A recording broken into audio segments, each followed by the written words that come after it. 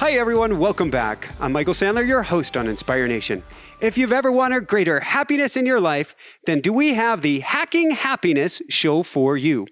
Today I'll be talking with Dain Heer, best-selling author, the co-creator of Access Consciousness, and the author of one of my all-time favorite transformative books, Being You, Changing the World. And that's just what I want to talk with him about today, about top tools and questions to feel better, find gratitude, and hack happiness. That, plus we'll talk about increasing ADHD, the power of Godzillion, killing and saving unicorns, what on earth is the 100 monkey effect, and what in the world Chihuahuas on speed running marathons has to do with anything. Nothing's as funny as having a rooster in your arm, is it, Dain? So welcome back to the show, Dain. Are you ready to shine?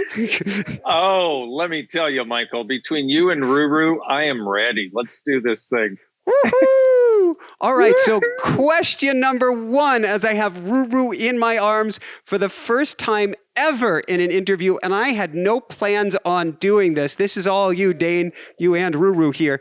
Is it a great time to be alive? Oh, it is. It is one of the greatest times to be alive if you have the tools to navigate the insanity. All right, so I've got to ask, since I am holding a rooster in my arms, and he is my dear, dear, dear pet, and you can ask all of your questions now on air about him, but how do we begin? Speaking of insanity, I have perhaps the loudest animal on the planet. How do we begin to navigate this insanity? Well, you have to look and realize that there are a lot of things in the world that are being done to try to drive you to insanity, if you will. Yeah. And that's fine, but you don't have to. The biggest thing is you don't have to align and agree with it, which is where you make it real. And then the other biggest thing, which is probably a bigger thing than the first thing, is you don't have to resist and react to it, which is where you try to fight against it, to try to get away from it, to try to make it not real. And so the biggest thing then, if you put those two together, is that we have choice. How are we going to navigate? How are we going to handle this? You know, we could be a lot more like the rooster you're holding, where it's just like, hey, I'm a rooster. I know. I mentioned him. He's like, yes, you're talking about me, aren't you? You know?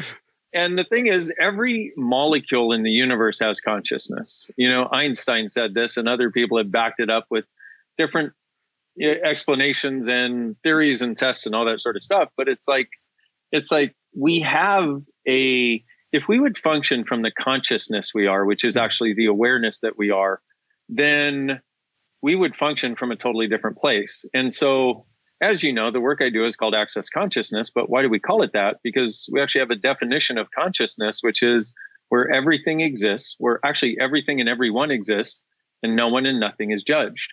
If we could get out of the judgment cycle that we've been doing of ourselves and other people, and let's face it, the friggin' world in 2020, we have a different place from which to function. But I say again, we've got to choose it. So we've got to be willing to get off that weird hamster wheel that makes us feel like us resisting things somehow gives us power over those things. Anything you resist gives that thing power over you. And we really need, my point of view at least, is we need to start there. And it's an interesting thing to be part of co-creating Access Consciousness over the last 20 years, because we have hundreds of thousands of people in 176 countries around the world that do this currently, actually more than 176 now. And it's interesting because the people that have been doing Access for any length of time, from like 3 to 6 months, some of them years, they've navigated this whole Corona thing with total ease because they have the tools to see bullshit. And to, no matter what, even if you're surrounded by bullshit, where is the path through it and where are the possibilities on the other side of it? And when you look from that, that's what you start seeing. So let's start there. And it's interesting. And feel free to bring up Ruru since he's in my arms, which has never happened before for an interview, as much as you want. We live with a rooster. And a rooster, his primary means of communication, he has lots of vocalization, but his primary means of vocalization is bugling. He will bugle to be happy. He will bugle to be proud. He will bugle to say, I need food. He will bugle to say, I need a nap. And we have a choice. And Jessica and I inherently, her more than me, I'm the ADHD former squirrel on crack, though I like turning it on when it's helpful for me, as I know you do, like cranking that up to the max. But we're known for being quiet people. And Yes. he is loud. He is insanely loud. And you can fight against what is and go, oh my dear Lord, how did we end up with a rooster? And maybe that's a story that you want to know. But it is actually a story I want to know. I don't know about anybody else. I definitely want to know. So let's dive in there. But it is what you're saying. We can rail against the rooster, or we can embrace him. So we can say, well, this is just a woohoo creature, and he is woohooing along with us. That, and we can look for the possibilities along the way, as you obviously have with him, and it's interesting because before we started, you're like, okay, I've never done this before. And, I'm like, oh, can we please have him on? And you're like, yeah, but he gets really loud. I'm like, okay, good. It's like, it's going with the flow in a different way, not pretending that you don't care about the flow, but taking everything the flow gives you and turning it into something greater if you can, or not connecting to it if you can't, like not making it something that, once again, that you fight against. It's exactly that. It's like, it's that the universe has this impeccable sense of timing and an impeccable sense of flow, if you will. And even in the midst of insanity on so many levels, there's always the universe underneath it that's like, there's another choice available that you have. You don't have to get swallowed up in the insanity like you're doing with Ruru. It's like, it's such a great example, because there he is. He's like, hello, I'm here. Hello, everybody. And he's like, yeah, no, I don't need to make noise right now. My being is talking loudly enough for me right now. And I don't require anything other than to be here right now. Just love him. So before we went on an RV tour in August of this year, I guess September of this year. And I think it was August 9th, it was the day another forest fire started not too far from our house. So we kind of remember that day. We were out going to check out a sunset. We were headed home, and the clouds were changing. And we said, well, let's sprint back across town. We can get to this hillside and check out the sunset. And so we sprinted back across town in the Tesla, got up to the sunset. We, quote, missed it. Oh, we didn't get there on time. Now, the little wounded child in me from the past used to want to kick myself, going, oh, we missed it. Instead, I said, well, everything happens for a reason. This is perfect. Turned around, headed down the hill, down this little twisty mountain highway, and a chicken comes running across the road in front of us. And I turned to Jessica. I'm not going to make a joke. No jokes. No, nope. You don't have to. I'm going there because I started to ask her. I said, we are about to find out why the chicken crossed the road. And I asked her, is it safe for me to pull off here? Which showed a level of awareness, because I would usually just jump out of the car. She said, yes, it's safe. Got out of the car. 15 minutes with Ruru on the side of the road with cars flying past and going, oh God, don't go toward the road. Before I convinced him, is it all right that I pick you up? And I took off my T-shirt and used that kind of keep myself safe, scooped him up. Maybe he became the first rooster ever to take a Tesla ride, certainly a bright yellow Tesla ride. And we got him home, and we didn't know if he was a he or a she at that time. He was about 5 months of age. And we were told by some friends that he was probably a she. And we didn't know what to do with him. We put out lost chicken alerts in town and on Facebook and whatever you could do in the pet shops. And nobody claimed him at that point. And then at one point we heard him do his first bugle a few weeks later. This was after first he was sleeping in the garage the first few days. And then we got him a dog carrier and got to sleep in the house. And we're trying to figure out how you live with a chicken. And then it started to occur to us that maybe the she is a he. And surprise! That's when his wattles, these things down here dangling beneath his chin, started to grow. They were tiny before. That's when this comb, this magnificent mohawk that he wears that actually changes color depending on moods. We haven't quite figured it out. It's like a mood ring. That's when that started to grow, and he started bugling on a regular basis. Here's the cool thing, though. And this was, like I said, about the time a forest fire was taking off in Colorado. So we're starting to get smoked in. And Jessica gets very sick with smoke. So she was starting to surround herself with air filters. Ruru wanted his outside time at that point. And I had to move my office, my studio, my everything outside of the house to take care of the rooster. Now you could say that's completely insane. I say, how does it get any better than this? To quote a great person that I know, because it was getting me outside of quite literally my box. And it was getting me to look at the world an entirely different way. Then we ended up having to leave our house. Our house is no longer ours. There's a whole long, beautiful saga behind that, but we no longer have that home. And not out of financial conditions, just a series of events that took place. And we ended up on the road, which we were going to be on an RV tour, except we didn't have a home to go back to. And so we're driving along a 35-foot Winnebago bus with Ruru in the co-captain seat. Oh, this is so good. It's so good. And I love your navigating the waves by riding the wave. Oh, you know, and this is such something that, once again, that we, if we'll allow ourselves, creates so much more ease. Please continue. Yes. I just love the visual of a Winnebago with a rooster as the co-pilot. That's just so awesome. We're driving along. We're first figuring out we're going to go north and see if maybe we want to be in Montana or Idaho or someplace for the winter. And the smokes from California kicked up. And we got socked in with smoke, and we had to turn south. And so we're navigating the winds of smoke along with Ruru as the co-pilot in here.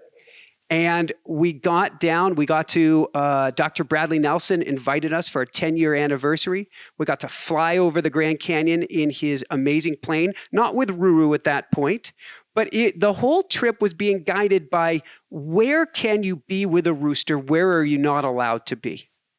Right. And where we settled down for the winter was going to be where are we allowed with a rooster? Where are we not allowed to be? We got to Palm Springs. We found this amazing community there, RV community. They welcomed us in with open arms. They said, here's where you want to stay. Here's how it's going to work out. It's perfect for you.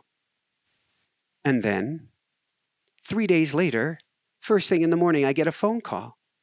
And they said, we need you to leave today. You're no longer allowed here. Why are we no longer allowed here? Well, animals are allowed. And a lot of people there loved Ruru, loved him.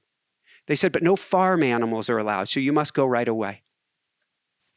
And we got kicked out of one place. We got kicked out of a second place. And now we have a week. It was a rental RV to return our RV. And we're going, where do we go? What do we do? Magic from the universe happened, and we went from having to return an RV to briefly having 2 RVs.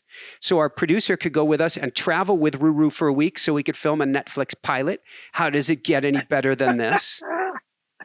And one phone call led to a text, led to a text, led to a text, where we're in a retreat center now outside of Joshua Tree for the winter. How does it get any better than this? A safe haven for Ruru. But our lives, as crazy as it seems, are directly dictated by what works for Ruru and then what works for us. And we could say, and believe me, we have, Dain, on an occasion, what in the world are we doing? But what he is enforcing is such a level of flexibility and resilience and a letting go of what we thought we needed. I am a this. I need a that. I trained all year for cross-country skiing. Here I am outside Joshua Tree. It gets cold. It does not snow. There is sand instead of snow. All of these things of what we say we are, we have had to let go of for what I'm convinced we could call him Saint Ruru. He certainly doesn't always act like a saint, but he's probably the most saintly rooster on the planet. But Saint Ruru has guided us on our journey. How does it get any better than this? Oh, my friend, from my point of view, if we ended the show here, it is everything I would have hoped to get to, because it's a living example of everything almost everything. So many of the things I would wish that people would get. We live our lives from such control, and what it does is it limits the miraculousness. It limits the miracles that can show up. It kills the magic. And also, I want to point out, one of the things that I talk to people a lot is following your knowing, which is that feather touch on your cheek of do this. Mm-hmm. So you get the knowing to go up to see the sunset. Yet if you were really being logical, you would have realized you got probably an 80% chance of missing it. But that wasn't what was running the day. It wasn't logic. It was awareness. It was be here now. And the universe gives us all that, except we've been trained to ignore it if it doesn't match our logic. And so to try to create our lives by checking the boxes, and it's one of the greatest travesties that we do to ourselves. But you were there for this experience at the moment the chicken is crossing the road. Hello. I mean, hello, universe. Universe has a sense of humor, but then also recognizing that doing this, being this way for this creature and making that demand, it's a similar demand that some people make for their kids. They will do whatever it takes to give their kids the life that is possible, and a lot of people are like, why would you do it for a rooster that you don't even know? And it's like, you don't get it. This is a being of consciousness that's come into our lives that, like you said, it's like Saint Ruru. It's like how is that any different from a saint, an angel, an anointed being, whatever? This element of consciousness is here that's like, hey, let's do things differently. You've been asking for something completely different. And here I am. Here's the thing we got to get. It never shows up the way we think it will. It never, for any change that we're asking for, it never shows up the way we think it will. And so many people get in the trap of rejecting the gift that they're being given and the invitation to magic showing up, because they go, oh, well, no, that doesn't match the way I think it should. If we could get over thinking, I've said for a long time, thinking is stinking. If we could get over thinking and instead learn to follow the energy and the whispers of energy, it's like the miraculousness is what we are. We've just sort of forgotten because we think a lot. Woohoo! Woohoo! Roo-roo! Roo-roo, absolutely. The roo-roo to the woohoo. He has been so challenging on so many levels. Every day has turned out differently. Everything has been flipped on its head. This is actually not a complaint. This is an answer to a prayer. It's a prayer that we all get to make, which is, God, source, universe, help me to live my greatest life, which means help me to find the change, to find the amazing path that is beyond that little self thinks is best for me. And then say the prayer and duck and cover because the rooster is coming. But then when the rooster comes, don't run the other way. Scoop up the rooster and say, all right. And that's what 2020 is. It's a year of the rooster. It's a year where nothing for no one is, you're a traveling man. You travel everywhere, every day, every how. How much have you traveled this year? I used to be a traveling man. And how much? Very little. 90% less than I used to. And for me also, it's been glorious. It has been absolutely glorious. And I won't go back to the same travel schedule I used to have because, I won't, because I traveled 3.5 weeks out of the month for the better part of 17 years. Mm-hmm. And was traveling a lot before that, just not so much. And it just was normal. And people were like, how do you do that? I'm like, I just do. I love it. And I do. I loved it. I do love it. I could say I do love it, except it's not available right now. Well, it's gone. But yeah, it's gone. And whatever shows up is going to be even greater, and that's the gift we get to give ourselves if we will. And this is why also, because for me, I know there are a lot of people that desire possibilities, but then they also have, and we could talk about just the possibilities and just following the possibilities, which would be inspirational. But if we don't also address the stuff that also goes on in people's heads that get in the way, then we're not, from my point of view, we're not giving as much as we could, because inspiration is wonderful. And I used to listen to people and get inspired, but they wouldn't talk about the other shit I was going through that didn't allow me to act on the inspiration, because we go through a lot of crap in our lives. And granted, it's stuff that we've learned, stuff that we bought, stuff that we make real and true that doesn't necessarily have to be. In fact, doesn't have to be. But it's like, if we could recognize that rather than whatever is going to be in the future is worse, we could look at it and go, what can I choose today to make it greater? Every single day. What can I choose today to make it greater? And what can I choose today so that I'm set up for the future to be even greater than I thought it could be? And just asking a question like that. See, ask and you shall receive is one of the things, one of the laws of the universe, if you will, one of the things that actually works. And yet, my personal point of view is they hid it in the Bible so nobody would believe that it works, And so, joking, I'm kidding, sort of. And so, but this ask and you shall receive thing, it's like, if we knew that our ask is what creates. So as soon as you ask for it, it gets created. The universe hears that ask. And it's the same for us and every other creature that exists. But if we look at that and realize as soon as we ask, it starts getting created. But the universe has to rearrange itself, sometimes in large and small ways, to actualize your request. So our job really then is to get a sense, and what I ask people to do is get a sense of what, if you could have anything, if you had a magic wand, or you knew a super wizard that would give you everything. Well, you are the super wizard, but let's not talk about that. That's a little too much power. But if but the end, let's go to Earth wizards. At the very end, we got to give people their wands. Definitely that. Yes, let us do that. And so, but if you had somebody who could actualize whatever you requested, what would the energy of your life be? What is the energy of the life? Like, what energy would you wake up with? What sense would you have around money? Like, most people would probably, if they actually got down underneath their desire for 1 million and 1 billion and this much money and all that, would go, oh, I'd love to have ease with money. So it comes and it goes, but I'm never adversely affected, no matter whether it's coming or going. And there's always more showing up miraculously. What kind of relationships? Well, how about relationships where people actually like you and care for you and don't judge you and don't make you wrong?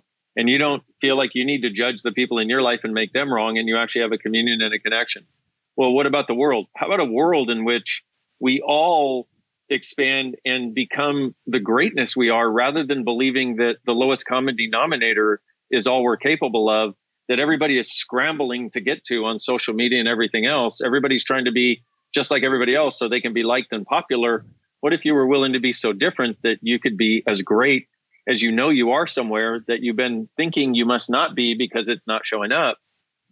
That might be another energy that you would add. And then let's see, money and with your body.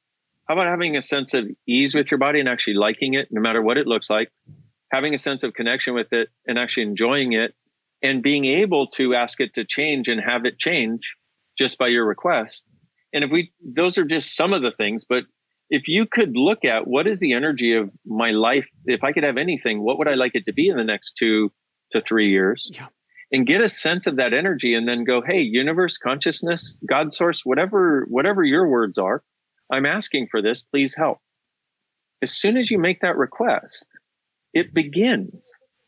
But that's not all that's required. Now you have an energy of something to follow people always ask me, how do I know what to choose? I'm like, well, have you gotten a sense of what you'd actually like your life to be? And they go, no. I'm like, okay, well, let's do this. And we do this. And then I'm like, what are you going to choose? They're like, well, that one is obviously more that energy. I'm like, well, then what about that one? They're like, oh, that's so much lighter now.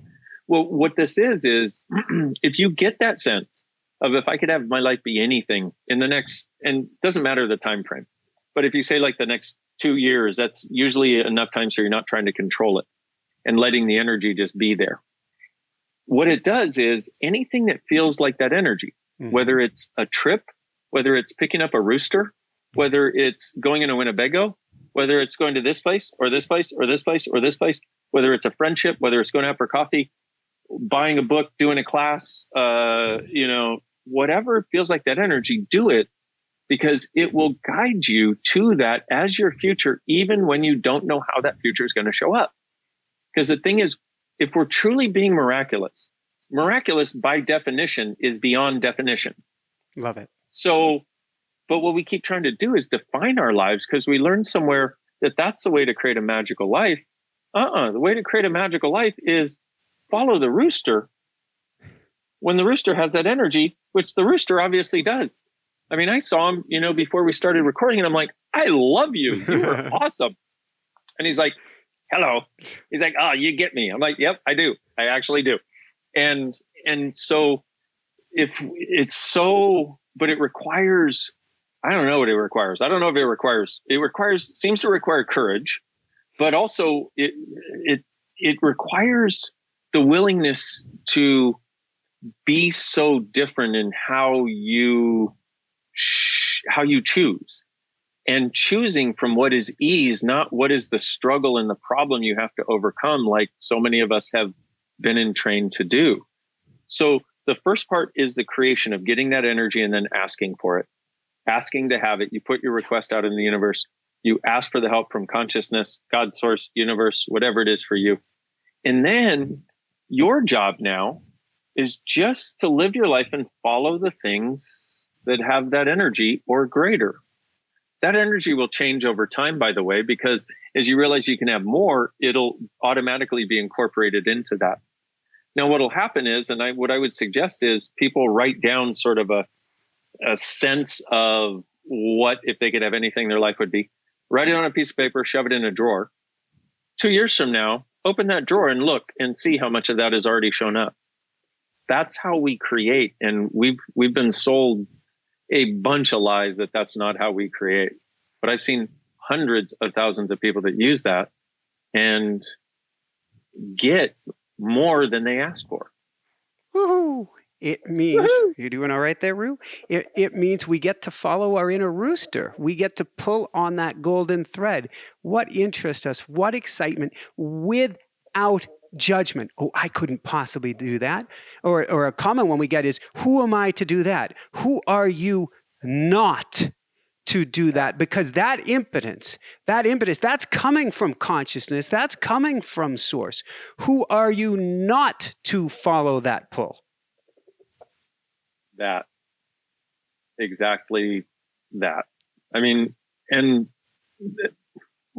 we keep looking at us as these minuscule creatures that have nothing to contribute and are not really a valid part of what goes on this planet.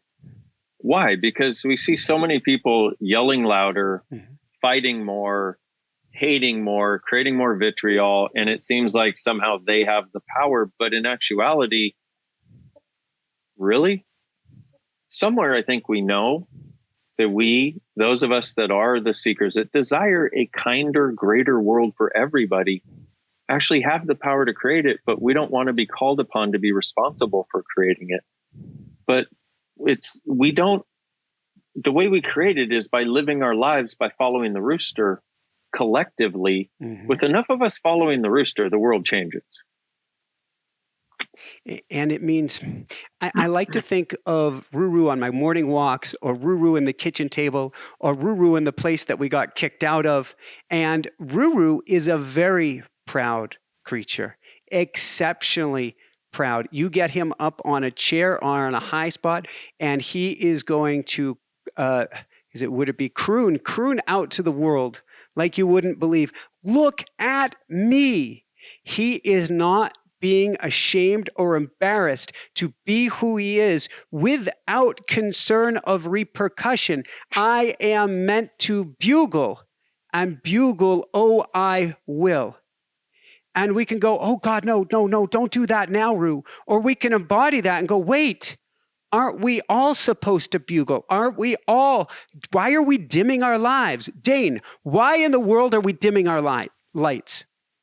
Because that is exactly what we have been taught, exactly what we have learned to do. Because every time we shone too brightly, we were made wrong, we were judged, or we were abused. You know, I have a history of a lot of abuse, physical, emotional, all kinds of abuse for years, you know, for the first 2 decades of my life, really. And then I perpetrated it on myself for the next 2 decades, basically. And that's just being different here is seen as the most terrible thing you can be when it's actually the greatest gift.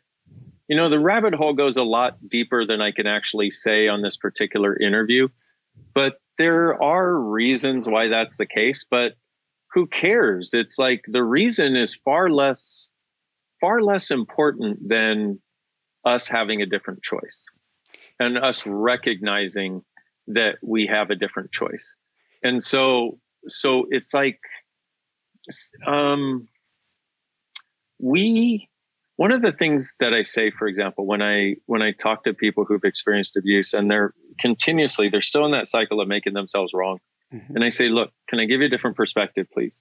If you experience this and you're still putting one foot in front of the other and you're still looking for possibilities and you're still desiring to create a greater world and you're not perpetuating that cycle of abuse, I'm like, you have way more power than you've ever acknowledged. Yeah.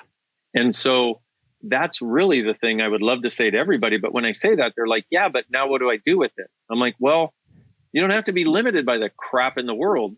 Just choose. I'm going to have the life that I absolutely love.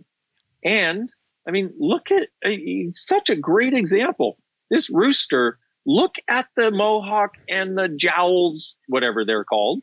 I love how he turned sideways. He knows. And the funny part was, you know, before we recorded, you're like, yeah, but he gets really loud. So we can probably do this for a little while. And I'm like, I love that. Please, you know, if he wants to get loud, then let him get loud.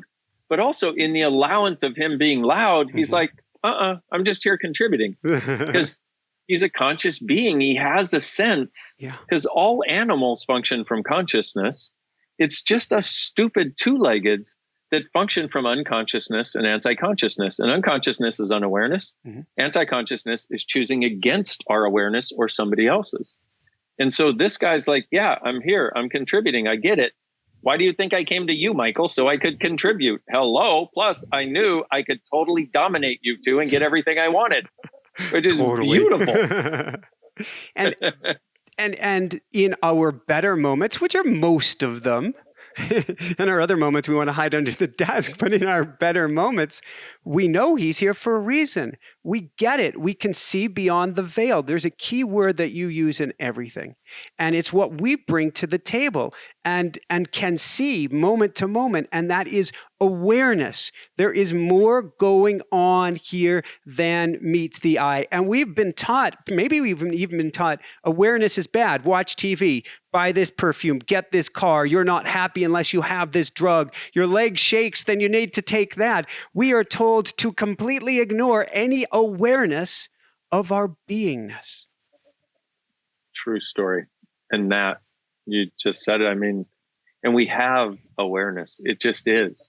And we go, yeah, but why? How? Well, it just is. It's who you are. It's what you are as a being. And, you know, in Access, we talk about being an infinite being. And I talk to people about that and their eyes glaze over, you know, and they're like, well, I don't understand. And I understand that because you can't define that. There's no way to define infinite being. But if you acknowledge that if you're an infinite being, then you have a level of awareness that reaches way bigger than the idea that here you are, a being in a body. Because the thing is, so let's try this just as an example for people. So what I'd like everybody to do, if you would right now, you can close your eyes or not. If you're driving, please don't close your eyes. How about if you're holding a rooster? If you're holding a rooster, you can still close your eyes or not. Doesn't matter. You don't have to do it with your eyes closed. But expand out so you're like, I don't know, 20 or 30 feet beyond your body in all directions. Okay. Now, I say okay because it happened that quickly, and it does. All these energetic things we do so fast, but it doesn't feel like anything. We can just have a slight sense of it happening. So now expand out a mile in all directions. And notice, are you there too? So if I ask you to go out 10 miles in all directions, are you there too? No, I got 1,000 miles in all directions. Are you there too? The answer, of course, is yes. Now go out 100,000 miles in all directions. So you're looking at this Earth and Michael with Ruru. Are you there too? Yeah. So could a being that big fit inside of a body this small? Your body's actually inside of you, the being. And feel free to open your eyes if you like, but you could expand out, you could go visit Andromeda that's 2.5 million light years away. You could go, there's no limit to what you can tap into and what you can be aware of as that. And so for me, this idea that we're an infinite being is just an acknowledgement that we're way bigger than we give ourselves credit for. And we've been pretending that we're in this body as though this is us, except that doesn't explain then how we can be connected with every molecule, like Einstein talked about, where he said we are connected with every molecule in the universe. Yeah. Oh, one other thing. What's true for you will always make you lighter. Mm-hmm. Just letting everybody know. I know you know this. Okay. What's true for you will always make you lighter. A lie for you will always make you heavier. So if something I say or anybody else says, Michael says, or anybody says, if it makes you lighter, it's because it's what's true for you. If it makes you heavier, it's not true for you. It's a lie. And you want to realize that part of this thing of navigating your life, like a rooster, or following the rooster, as the case may be, is actually doing those things that make you lighter when you think about them. Because a lot of us have that twisted. We think we need to go into the thing that's heavy and somehow bring lightness to it. So what we tried to do with our families, that didn't work. We tried to go into their unhappiness. We tried to go into their abuse, their judgment, to try to bring lightness to it. If you're going to have a light life, you need to choose things that make you lighter when you ponder choosing them. That's another way of knowing what to choose to get there. And a lot of people say, give me the formula. I'm like, well, I just did. They're like, yeah, but that's not complicated enough. I'm like, I know.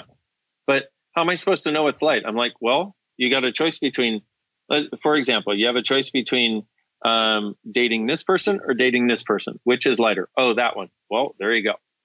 We know. This is part of our knowing. It's such a fundamental part of who we are but we've also been told that we don't know, that instead what we should do is we should take the characteristics that each of these people has. If we're thinking about dating as an example, or getting a new house somewhere as an example, we should write down a list of pros and cons. And the one that has the more pros, that's the one we should go with, not recognizing that as soon as we were introduced to each of these people, we already got light or heavy. We knew. We just won't let it be that easy. And this is about letting it be easy. It's fascinating. A few different things. First off, Ruru has just fallen asleep in my arms. I know. It's great. When we did the expanding awareness, he got all nervous because he's like, you're stepping out. Where are you going? Right. And as soon as I brought it back to center and he can hear every word that you're saying, he just passed out. That is awesome. And roosters are known for naps. We've timed him of only 10 to maximum 18 seconds. Wow. He's back up now, but he made it several minutes, which is like a world record nap, because his job is to protect us, to protect the flock, to continuously be watching, be aware, which is why he actually enjoys naps in the Tesla during interviews, because it's a moment where he gets to stand down his guard. It's like a sensory deprivation tag. He doesn't have to be at work. It's fascinating what you're saying. And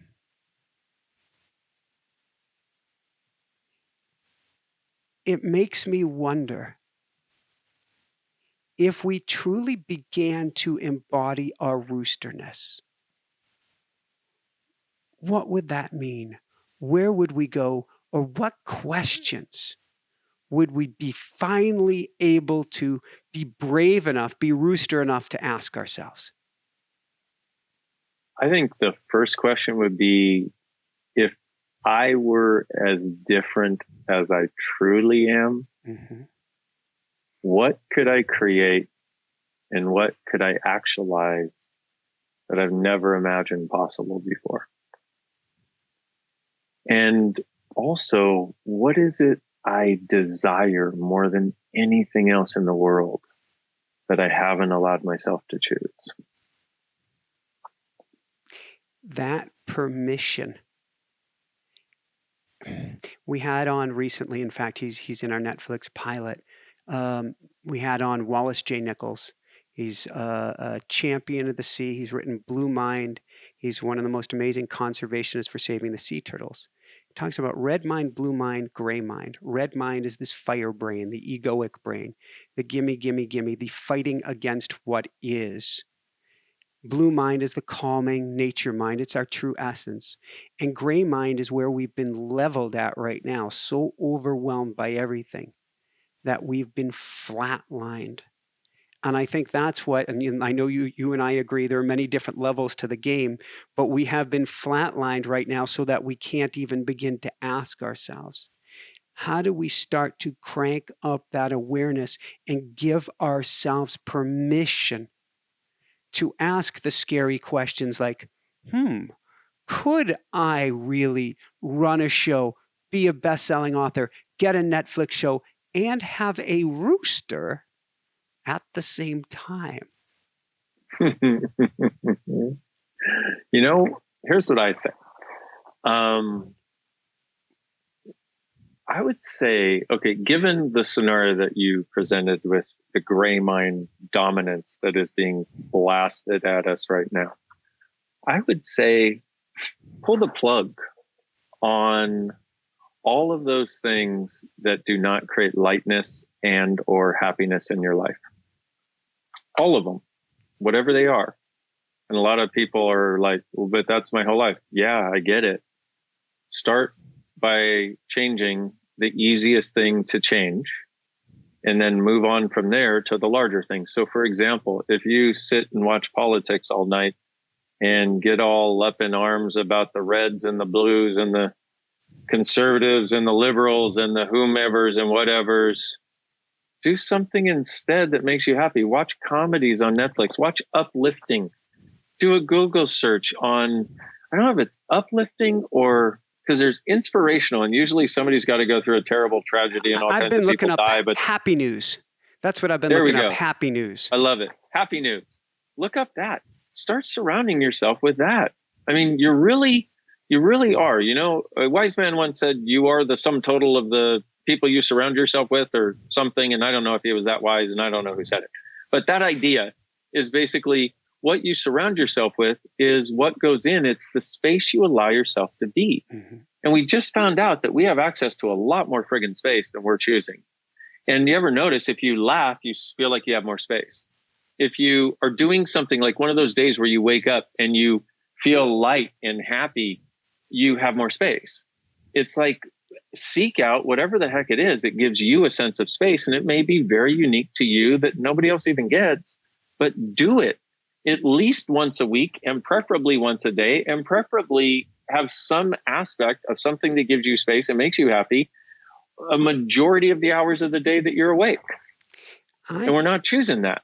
I keep hearing in my head for about the last 10, 15 minutes, use the force, Luke, except that there's a slight tweak to it. Use the flow, Luke. Follow that energy wherever it may carry you. That, exactly that. And with the awareness of you don't have to go through suffering to get to greatness. You don't have to go through suffering to get to joy. That's a lie that we bought by every movie, every book, everything. If you go to present a movie, if you go to present a script to somebody and you don't have a plot line that goes up like that, introduces everybody, goes to suffering, resolves the suffering, and comes to an end, they're not interested. They don't know what to do with it. they don't know what to do with it. It's like, oh, and you see some movies that are like that, and you kind of go, well, that was weird. I don't know if I liked it or not, whatever. But it's like, you don't have to suffer to get to beyond suffering. You just have to choose, oh, I'm no longer suffering. I'm done with that. Okay. And I know it can sound simple, but part of it is, it's like what we do in Access Consciousness classes and the books and all that sort of stuff is more a way of, more like, here's this tool, let's change this. Here's this tool, let's change it. It's more of the while walking on that journey, getting the roadblocks out of the way. So I do realize that to a certain extent in some people's worlds, what I'm saying can sound simplistic, and to a certain extent it is. And at the same time, without going into what I would be able to do in a 3.5 day class or an evening class or whatever, you know what I mean? I can't follow that thread completely, but even the inspiration to know it's possible, what that does, it puts you on your journey. Because for me, I do this work, and a lot of people that do their thing think that everybody should do their thing, and their thing is the answer. For me, I love my thing, and it's not my thing, it's our thing. All the people who come to Access create it. But I don't care where you find that happiness and that joy. You get happier. You start following the rooster. Our world gets better, and I live on this planet with you. So I consider it highly selfish that I desire you to get the lightness you desire from wherever you desire to get the lightness you desire. Whatever it is. Which brings us to the ultimate answer, which is, and we're talking about hacking happiness, but really what we're doing is talking about shifting consciousness. Although consciousness is healthy all by itself, it's really about remembering consciousness. But if you want to change the planet ultimately, it's not only an inside job, it's healing your inner rooster and allowing your rooster to croon. If you turn down the light on yourself, you help nobody. Exactly that. And the one thing that has the capacity to truly change the world in all of its forms, call it whatever you want, is us becoming more conscious. What is conscious? Yeah, thank you. Ruru was like, hello. He just came to attention for those who can't see it. He's all, listen, people. Okay. Because he's functioning from his level of consciousness. He doesn't choose against himself. He chooses for himself with a connection and an awareness to what will create greater for everybody. Mm-hmm. That's basically consciousness. And the thing is, one of the things that is thrilling to me is, I say this statement that the one thing that can truly create a sustainable living earth, change what is going on the planet, the one thing that will do it, can do it, and the only thing that has the power to do it is us getting more conscious, which means us getting more aware, which means us getting out of judgment and into possibilities. And having said that, all of these things many of the technologies we're now seeing for getting rid of plastics in the ocean, for different ways of energy, for all these sorts of things, all of those are a result of more consciousness. And, I do access consciousness. I don't own consciousness. That's not what I'm saying. I'm not saying, oh, it's because of access consciousness. No, it's anywhere any of us are choosing to get more aware and less judgmental and have more of our inner rooster anywhere around the world. That's what's creating that. But and the reason I bring that up is because if we would get more aware and more conscious, what would happen is when you talked about, what'd you say, shifting the level of consciousness? I don't remember the exact words that you used, but the idea of shifting to more consciousness on the planet rather than less, what that creates is it creates a place and a space where, for example, clean energy becomes something that can no longer be fought against. Yeah. Or we find a way to use the magic of fossil fuels in a different way that is not destructive to the environment. Like, that's possible too. Who knows? If we don't have to fight against fossil fuel as though that's the problem. Well, what it does, the more consciousness does two things. It takes us out of the us or them mentality and allows the possibility to see the gift and the different ways things that we already have can be used to create more for everybody. That's one. So it takes you out of the us or them because the judgment diminishes. And anytime judgment diminishes, possibilities increase. So it does that. And at the same time, what it does is it takes us into more awareness of possibilities beyond what currently exists. And more consciousness is what allows these things that seem miraculous to come into people's worlds. And I'm not saying they're highly conscious, quote unquote. Who knows? That's an individual thing and it doesn't matter. But raising the level of consciousness is what is allowing all kinds of different ways of doing and being with things, for example, that is more in communion with the earth and the animals and the plants and the trees and each other, to exist while simultaneously creating profit, etc. So, because we also, if you judge profit, if you judge money, well, then if you judge money, which is an interesting thing that a lot of people who desire to create a change in the world do, and that I used to do a lot, and I know a lot of people that still do, because inherently we think somehow money is wrong or bad. But my question is, can you change the world more with money or without money? Yeah. Well, easier with than if you're struggling continuously to provide. And I know a lot of people that are changing it without and with very little. So to a certain extent, we need to recognize it's not about the money, and realize that from that place, if it's not about the money, and if you have the point of view that I have, which my friend Gary Douglas, the founder of Access, said to me when I first met him 20 years ago, we were having a conversation about money because that was a big thing in my world. I wanted to change the suffering I had around money. And he said, look, he said, the purpose of money is to change people's realities. And I went, thank you. That one sentence makes me want to have it now. Because before that, I thought the purpose of money was just to be an arrogant all that lorded it over people.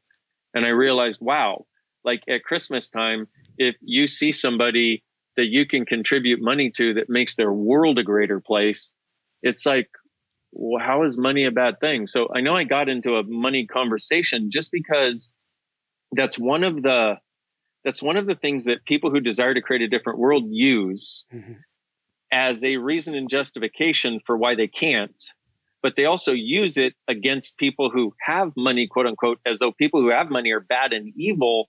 Except if we eliminated the whole judgment, what we would see is who's contributing, who's not contributing. How can we have the resources to contribute, whether it's money or milk or water or whatever it is that we're uniquely capable of contributing? Because this has to be, from my point of view at least, and others may not share the same point of view.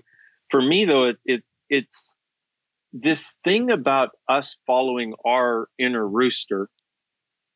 We have to have an awareness that it's interlinked with the future of the planet.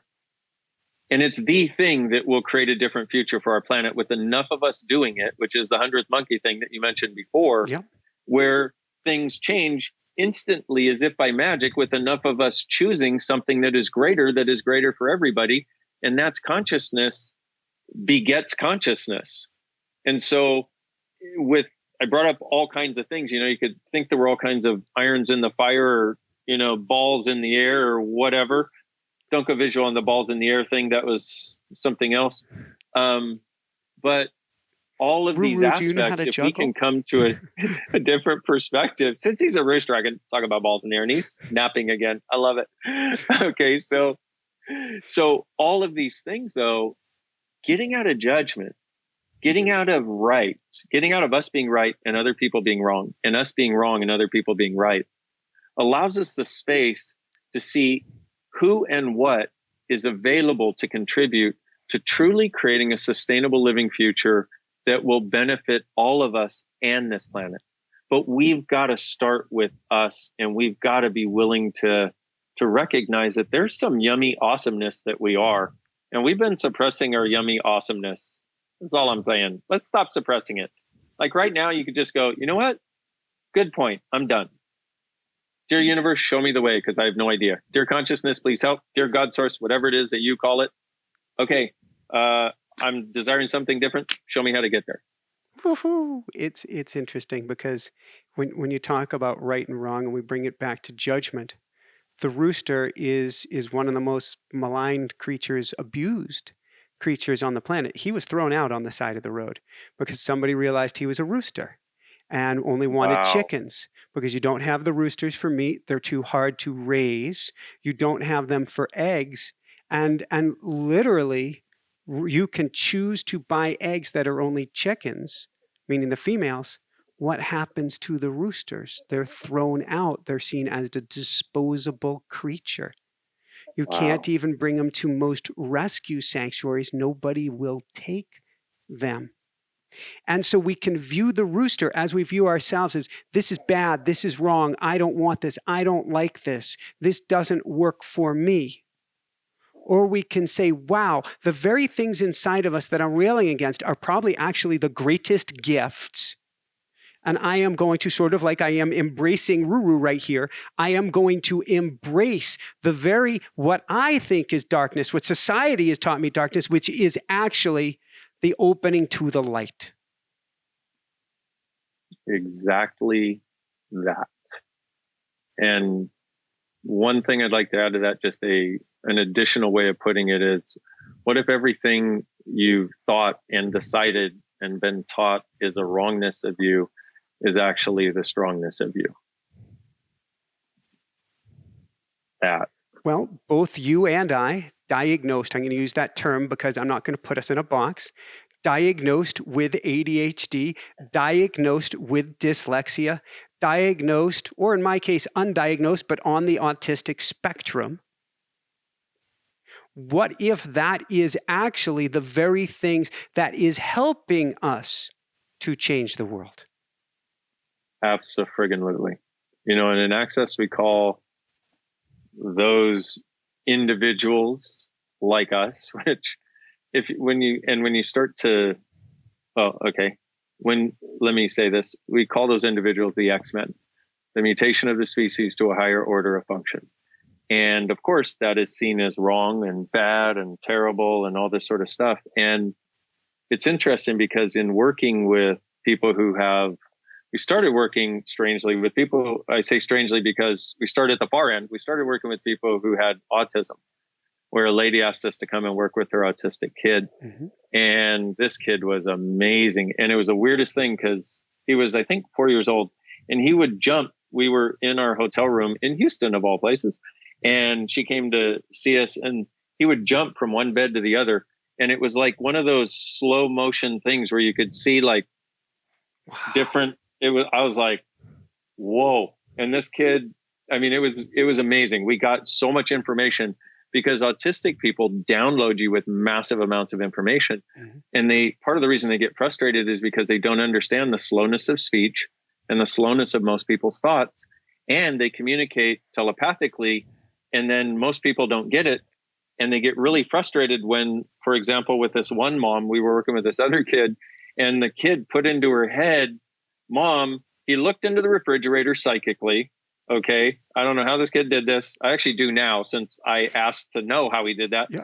But he looked into the refrigerator psychically, knew there was juice, put in his mom's head, get me some juice. Yeah. And then she was like, blah, blah, hemming and hawing. And he started going, and she looks at him and she goes, do you want some juice, dear? And he was like, nah! Like, I put it in your head. Why did you not? You're so slow, you know. And you could tell that I think it was 8 or 9, and you could tell that this has been the story of his life. And so as you start to dive into the gifts that autistic, ADD, ADHD, dyslexic, OCD people have, mm-hmm. you start to realize that there are a lot of us that have aspects of those, and a lot of people who have no diagnosis that have a lot of aspects of those. That is actually where their gifts and their brilliance lie. And it's 99% of the time, that's what they've been trying to make wrong about them. That's what has been made wrong about them, because they're just like the rooster. They do not fit. They do their own thing. They can't not do their own thing. And if we had a world of people who function from there, not from the place that they do in the world we live in this reality we've been living in of, I'm going to do whatever I want and you suck and go away. We had a world of people who from awareness were following that awareness so dynamically. We would have a bunch of people where it was actually devoted to more awareness, more consciousness, more possibilities. They have a bunch of. Woohoo! He sensed my arm Woohoo! was getting really, really tired. So give me 1 second and we'll see if he wants to. We don't want to be on the couch right now, good boy. I think he's done for now. I think he is done. So do you want to get down? Are you good, good boy? Thank you.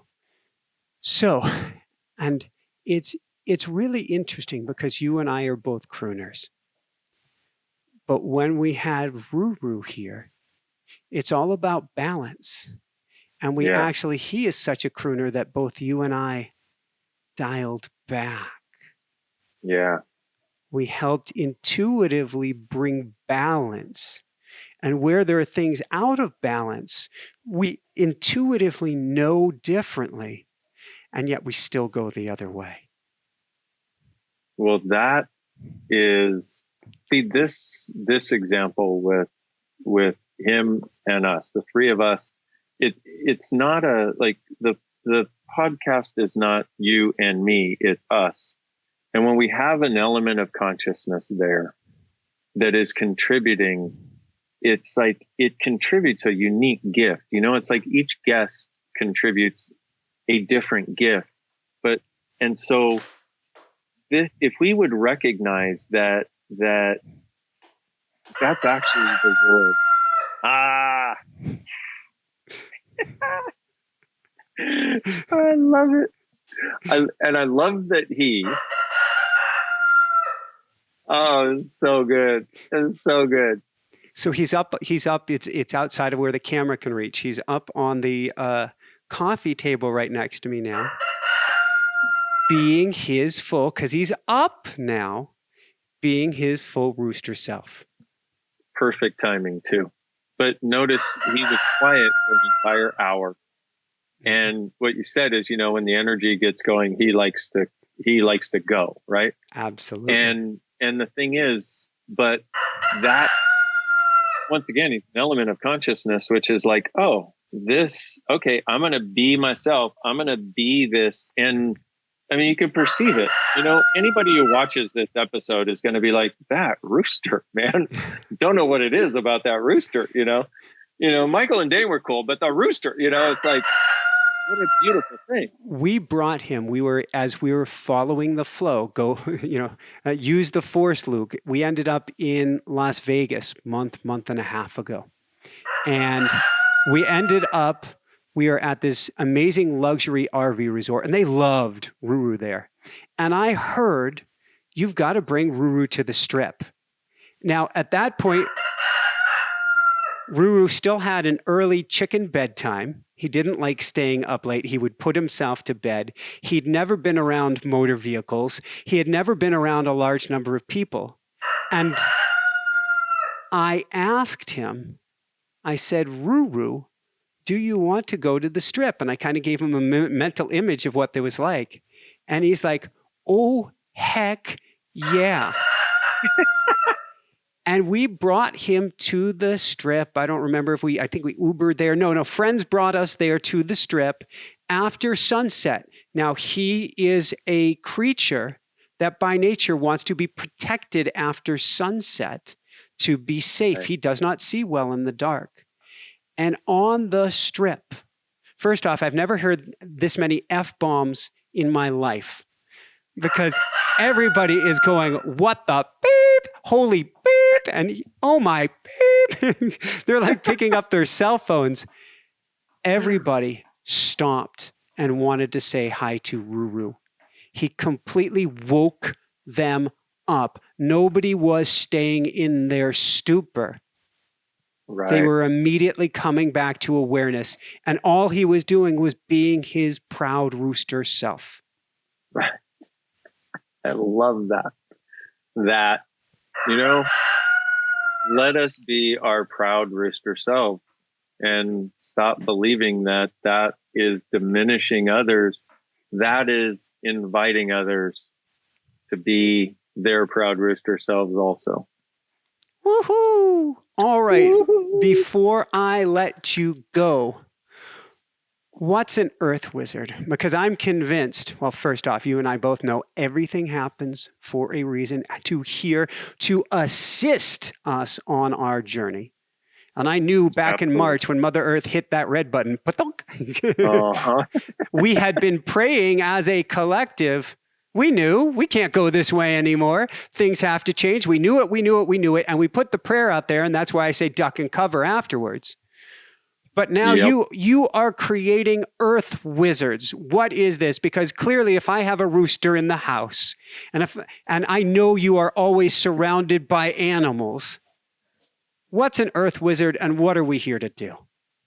Well, Earth Wizards is a group I created because I have been asking, I've had when we pressed the big red button back in March, it's amazing how within a few months, how much of the earth had been able to recover from the destruction we have been wreaking upon it. Yeah. And I was just like, wow. And so one of the things I have loved watching is Our Planet, for example, and anything by David Attenborough, and these things with beautiful things that describe the beauty of nature, but that also get into the personality of the creature. That's not a made up personality. Mm-hmm. That actually is from studying them. And it's like, here, look, these animals actually are alive and they've got every bit as much personality and stake on this planet as we do, right? So anyway, I watched, and so I've done that for many, many, many months. And so I happened upon A Life on Our Planet by David Attenborough. Mm-hmm. And I watched this. Now, it is slightly different than his other documentaries because he calls it his, do you remember have you seen it? Do you know, what does he call it? I've got to see this. He calls it his witness statement. Okay. And what it is it shows the absolute beauty in so many creatures in so many places on the planet, talks about the destruction of it. But at the end, he gives us 4 things that we can do that are actually easily achievable if we would just do them starting now. Mm-hmm. They're absolutely possible. So I watched that documentary and I was filled with a sense of hope. Now, I'm a pretty hopeful person, even watching the insanity go on and even seeing how I see so many people that have so much power trying to not be it and all that. I see that all the time and I'm like, okay, be patient here. We can do this. But I'm a hopeful person. This gave me hope on a global scale. And then I watched a documentary called Kiss the Ground, mm-hmm. where they talk about sustainable agriculture, not just sustainable, but generative agriculture. Yep. And generative, not just agriculture, but also growing not just crops, but also livestock. And I was like, oh, this too. This is all possible also. After watching that one, I went, we need to do something. I'm like, I know a lot of people. I want to get as many of those people together as possible. So I created a group called the Earth Wizards on Facebook. It's an open Facebook group. You can go there and join it if you'd like. And if anything you've heard here today sounds fun, that'll probably sound fun too. But what we did was I got part of my creative team together and I'm like, guys, what do we do? Because it's in its beginning stages from my point of view right now. It's been going for a few weeks. We have, I guess, probably about 15,000 people right now. And it's what it is what I wanted to do first was have people start by watching these different documentaries that are easily available to get inspired again, to know that we can change this. Because if we start getting that awareness, rather than the doom and gloom and shit, we're going to hell in a handbasket, we're all going to die, which is what is being perpetrated everywhere about everything right now, which is kind of entertaining to watch on some level, I guess. That if we got enough people who could actually, again, have a sense of hope, but also enough people who had some simple things that they could start doing to be part of changing the energy, changing the consciousness, changing the possibility, then we've actually got a chance. And so we also have people on there with different specialties, like talking to animals, talking to plants. Anything that is about contributing to the earth is fair game on this. And I've interviewed several people or been on Facebook Lives with several people. It's this group that is of people who are interested in creating a sustainable living earth for at least the next 10,000 years. But sustainable by very definition can go on indefinitely. Yeah. And how and what can we be? What can we contribute? What can we choose? How can we contribute to each other? What resources are available? And what people can we be inspired by when we most need it to actually make a choice that allows us to go in that direction?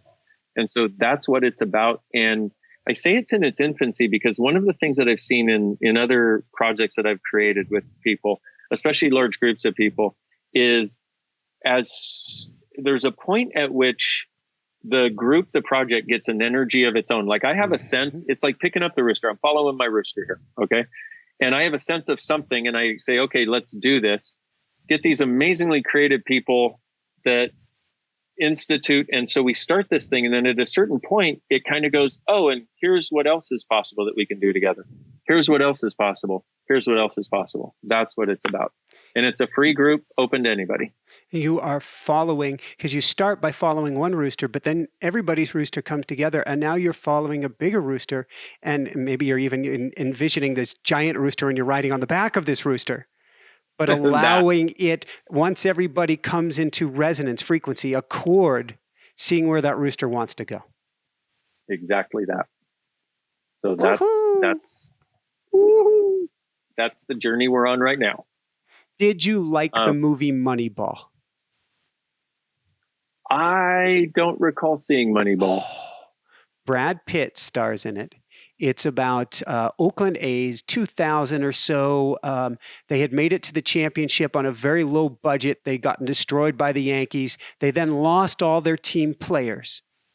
And the following year, they're trying to do things the same way. All of their recruiters are looking for the new, the up and coming, the this, the that. And basically, Brad Pitt, I'm exaggerating here, but only mildly, clears the whole boardroom table and says, "You're asking the wrong questions." That. Now I love that movie, yes. It changed the entire game of baseball. They went on a streak that year that has never been seen before. And who knows, in the hundreds of years that there's baseball, how long that streak will last. Because they started asking, what is possible? What are we not thinking about? How are we not looking at things in a better way? And they got outside of this is how it has to be. And there was so much internal friction, sort of like the voices in our head, because I've got Don Miguel Ruiz on the show tomorrow. We're going to talk about how we have been domesticated. And you are helping, and he in the show, in the movie, not in the movie, in real life in the Oakland A's, and it is our mission right here to help people become undomesticated. Sort of like Ruru here, when you think about it. Mm-hmm. Exactly that, my friend. And this thing of asking a question, a couple things about this is always ask a question, never come to conclusion about anything. Questions can be as simple as what else is possible here? What's available that I'm not looking at? And one of my favorite questions, if this weren't true, what else could be? And another one, what is possible for me that I don't think is possible, that if I allowed the possibility would actualize a totally different reality? Let me have you, because I've got that redlined here in my notes, that one question. Can you say that again a little bit more slowly, because people have to wrap their minds around this one? Yes. What is possible for me beyond this reality that I think is not possible, that if I allowed the possibility would actualize a totally different reality? Woohoo! I have people we have our boot camps and our classes, and one of the exercises that I have them do is write out all of the things that they know are not possible. And then, I love that. And then we look at the antidote. That, exactly. Awesome. Any last questions you want to give people, or words or wisdoms, or anything to people today are waking up a little bit by watching this. There is no way this was a Rooster show if you actually made it to this point. Exactly.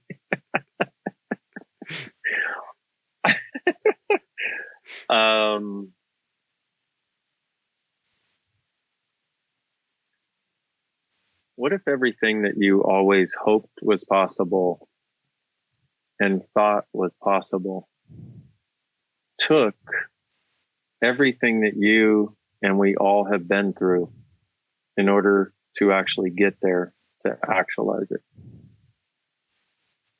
From that awareness, then, is it wrong? Is it right? Or is it just an interesting point of view?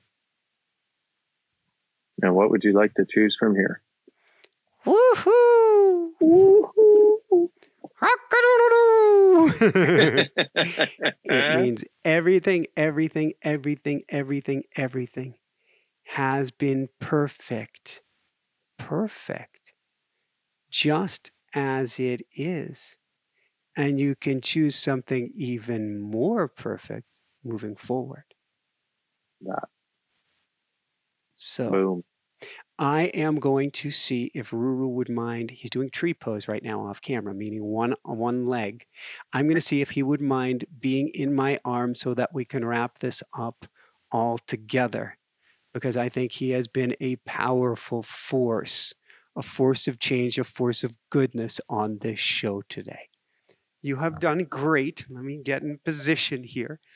Yes, he has. And we'll give him the close-up for the finale here. There we go. All Good right. idea. And so for everyone out there, this is Michael Sandler and Ruru himself saying, be well, have fun, get being you, changing the world, and become an Earth wizard, and begin hacking your own happiness today. And Ruru, do you want to say it? Shine bright. Woohoo!